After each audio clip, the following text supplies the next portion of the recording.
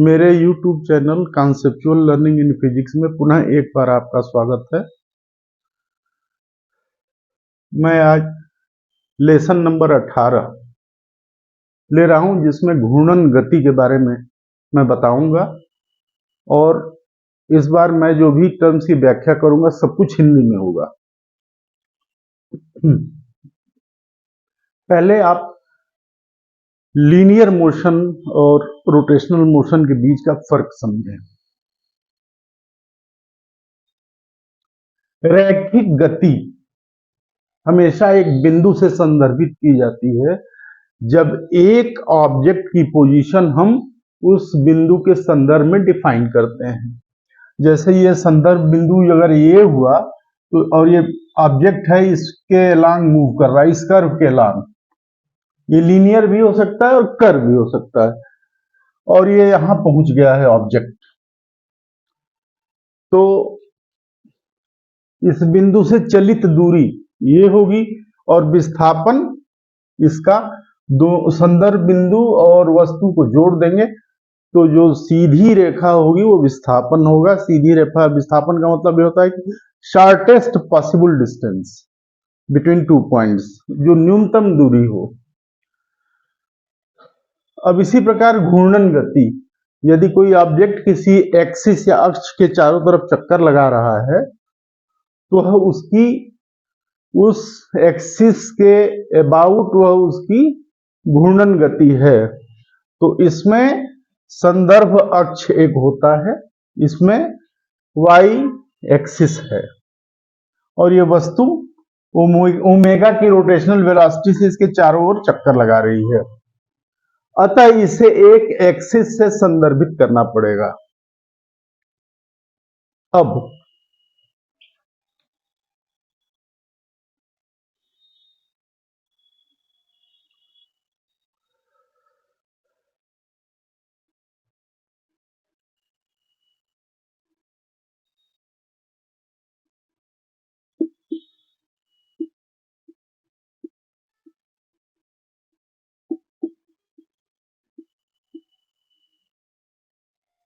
रैखिक गति में जो गति का कारक होता है वो बल होता है, और उसका परिमाण या अमाउंट इस फार्मूले से दिया जाता है।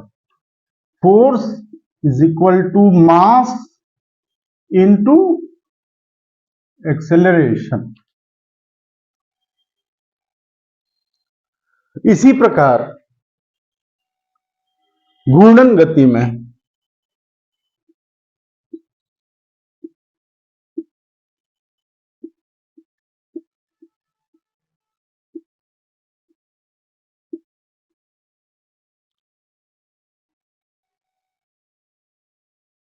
जो टॉर्क होता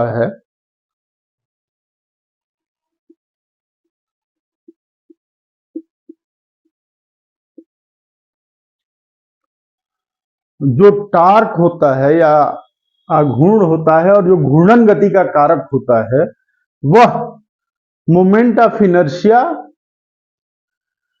गुणे एंगुलर एक्सेलरेशन से दिया जाता है। अतः जिस प्रकार रैखिक गति में F है उस प्रकार घूर्णन गति में T है, जिस प्रकार रैखिक गति में मास m है उस प्रकार घूर्णन गति में I है, और उसी प्रकार रैखिक गति में एक्सेलरेशन है और उसमें एंगुलर एक्सेलरेशन है।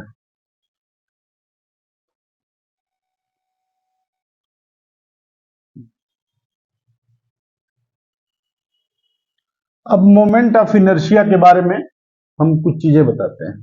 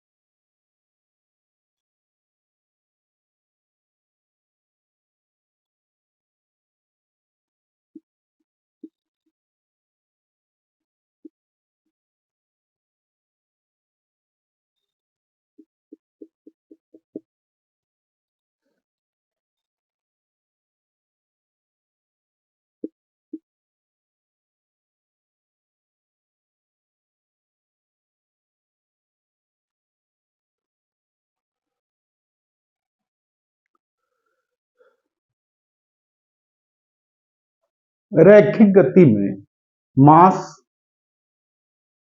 को किसी संदर्भ बिंदु या संदर्भ एक्सिस की जरूरत नहीं है, क्योंकि यह सार्वत्रिक है। अतः इसके लिए किसी भी संदर्भ बिंदु की जरूरत नहीं है, ये हर जगह एक समान होता है। परंतु रोटेशनल मोशन के लिए यदि एक ऑब्जेक्ट है और वो वाई एक्सिस के अबाउट रोटेशनल मोशन कर रहा है, तो इसका जो संदर्भ एक्सिस होगा वाई वाई डैश होगा और इसका मोमेंट ऑफ इनर्शिया भी इसी एक्सिस के अबाउट निकाला जाएगा। तो यह आई वाई बराबर क्या होगा? आई वाई बराबर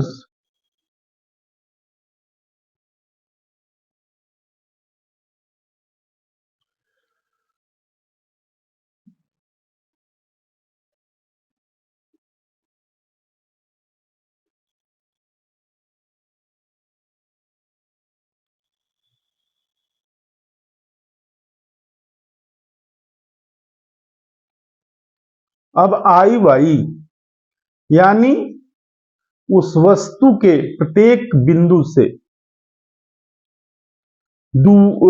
वाई एक्सिस की दूरी आर एक्स जो भी होगी, उस वस्तु के प्रत्येक बिंदु से जो m इंटू आर वाई का स्क्वायर होगा।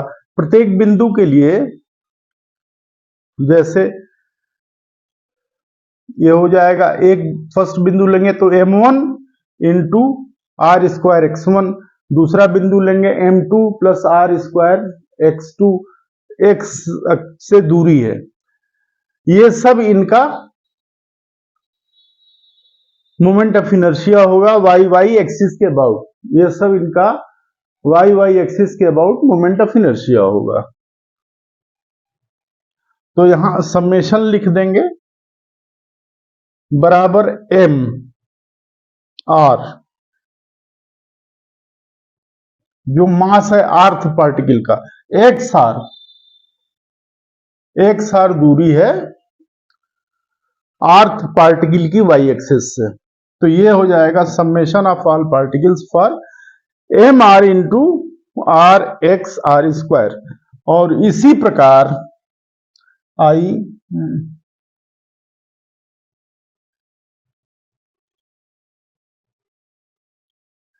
वाई एक्सिस के अबाउट हो जाएगा, जो कि यह दूरी है और यह दूरी है आर एक्स। तो हम इसको एक्स एक्सिस के अबाउट भी ले सकते हैं। अब यदि हम ये एक्स वाई प्लेन से परपेंडिकुलर एक प्लेन होगा जेड प्लेन, अगर आई जेड के अबाउट हम लेना चाहें तो ये हो जाएगा आई एक्स प्लस आई वाई, ये मोमेंट ऑफ इनर्शिया हो जाएगा इस प्लेन से परपेंडिकुलर अगर गया है तो। और ये है जेड ओ जेड डैश।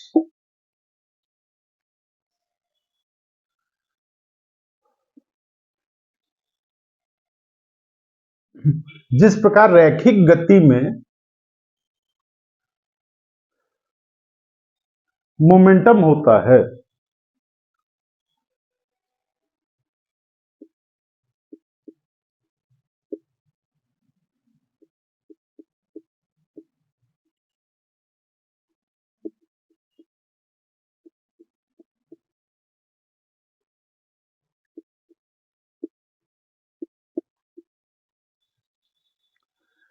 रैखिक गति में मोमेंटम यानी संवेग होता है जो होता है m इंटू वी, और यह एक सदिश राशि होती है।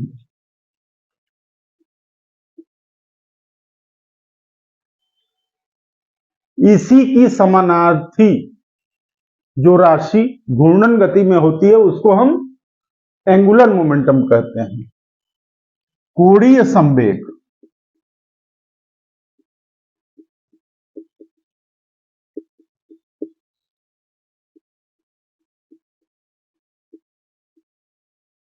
जो कि उस वस्तु की मोमेंट ऑफ इनर्शिया जो कि संदर्भित अक्ष के अबाउट लिया जाता है, और एंगुलर वेलोसिटी जो कि उसी संदर्भित अक्ष के अबाउट ली जाती है, दोनों का गुणनफल होता है। और इसको इस प्रकार लिखते हैं, लीनियर संवेग से हम लीनियर मोशन की व्याख्या करते हैं, कोणीय संवेग से हम घूर्णन गति की व्याख्या करते हैं। अब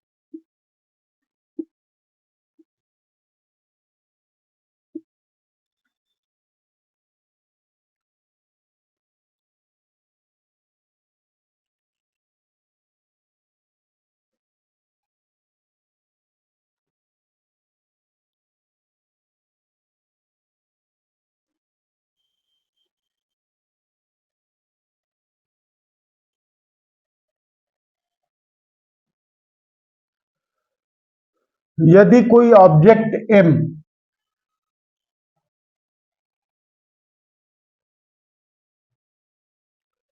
बिंदु O से R दूरी पर है और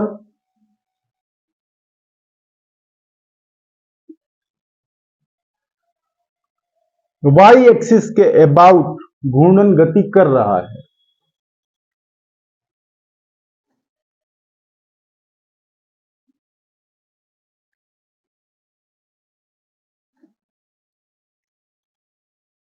तो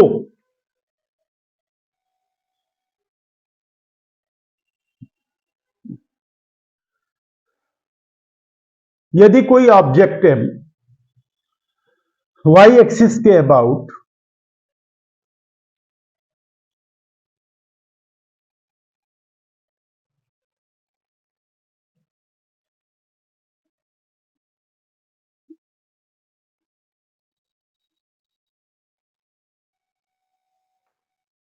यदि कोई ऑब्जेक्ट M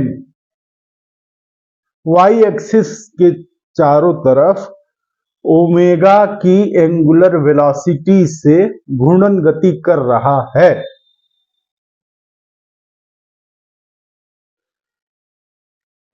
तो चूंकि इसका संदर्भ एक्सिस वाई वाई डैश होने के कारण इसका मोमेंट ऑफ इनर्शिया जो होगा हम वाई एक्सिस के अबाउट कैलकुलेट करेंगे, तो इसका आई वाई क्या हो जाएगा, आई वाई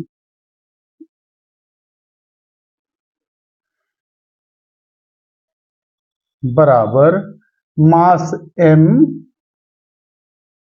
इंटू ये दूरी।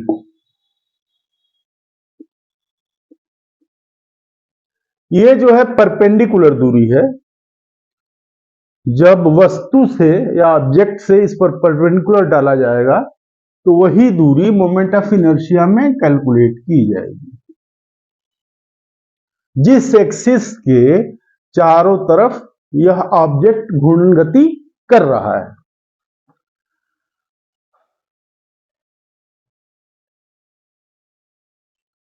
अब चूंकि एंगुलर मोमेंटम जो होता है वो किसी बिंदु के अबाउट लिया जाता है।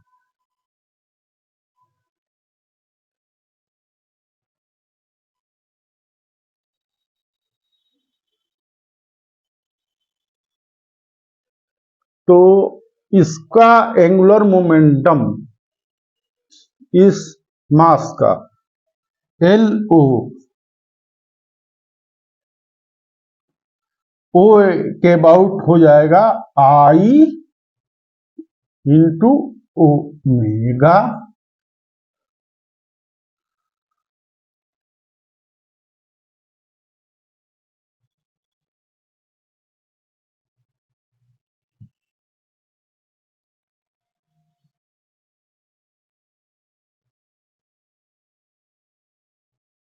बराबर एम आर स्क्वायर ओमेगा।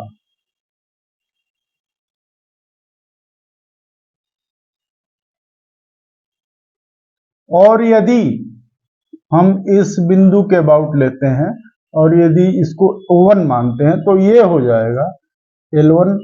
चूंकि एंगुलर मोमेंटम जो होता है हमेशा बिंदु के रेफरेंस में दिया जाता है, इसलिए ये दूरी जो है Rx यहाँ इस फार्मूले में आएगी, बराबर M R square X into omega. यहां मोमेंट ऑफ इनर्शिया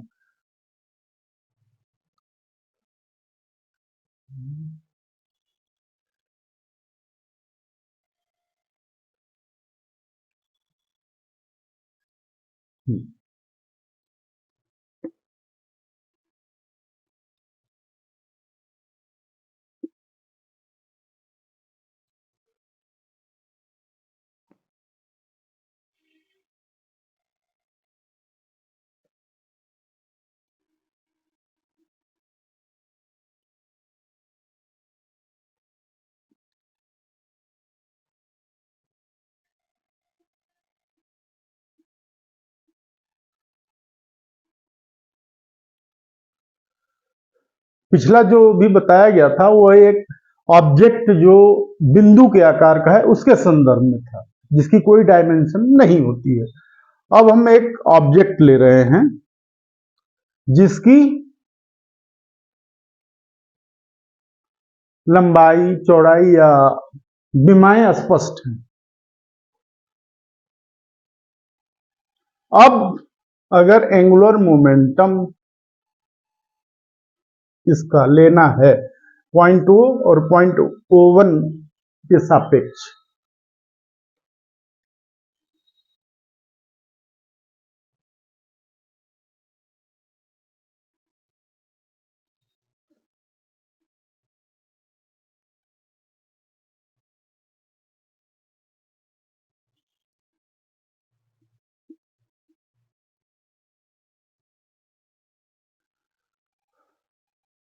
अगर यह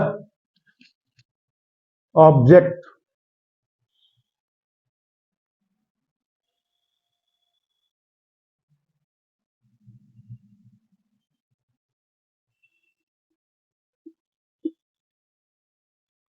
अगर इस ऑब्जेक्ट की एक्सिस बिंदुओं से एक परपेंडिकुलर डालने पर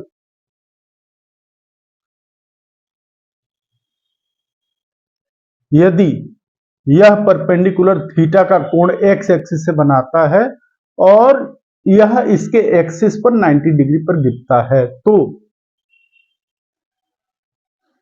चूंकि यह थीटा के डिग्री पर वर्टिकल से यानी वाई वाई एक्सिस से रोटेशनल गति कर रही है, अतः चूंकि यह वाई वाई एक्सिस के अबाउट रोटेशनल गति कर रही है, अतः इसका रेफरेंस एक्सिस जो होगा वाई वाई डैश होगा और मोमेंट ऑफ इनर्शिया इसी के अबाउट निकाला जाएगा। तो इसके लिए सर्वप्रथम हम इसके सीजी से एक वर्टिकल एक्सिस या वाई वाई डैश के पैरेलल एक एक्सिस खींचते हैं तो इसका मोमेंट ऑफ इनर्शिया होगा आई, इसकी अगर एक्सिस ए बी है, ये है ए बी, और ये वर्टिकल है A1 B1, तो आई A1 B1 ये बराबर हो जाएगा I A B cos square theta. यानी हम इसकी एक्सिस के अबाउट जो इसका मोमेंट ऑफ इनर्शिया होगा उसको जो वर्टिकल लाइन या वाई एक्सिस के पैरेलल जो लाइन A1 B1 है और इसकी सीजी से जा रही है उसके अबाउट लेंगे। अब यह मोमेंट ऑफ इनर्शिया जो हुआ आई A1 B1 के लागू हो गया। अब आई वाई के अबाउट क्या होगा, I A B cos square theta plus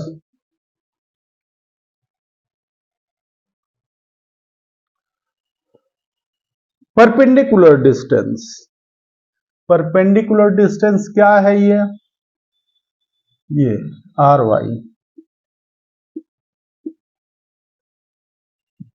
perpendicular distance Y axis से I1 V1 के बीच की जो वाई एक्सिस से जो दोनों पैरेलल और वर्टिकल एक्सिस वाई एक्सिस और वाई एक्सिस और A1 B1 के बीच में जो परपेंडिकुलर डिस्टेंस होगी y1 और A1 B1 के बीच में जो परपेंडिकुलर डिस्टेंस होगी वही लिया जाएगा और इसका मास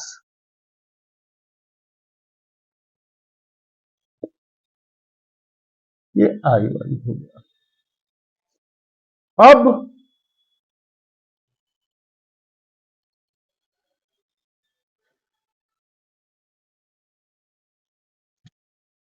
इसका एंगुलर मोमेंटम LO आई ओमेगा बराबर आई वाई इंटू ओमेगा।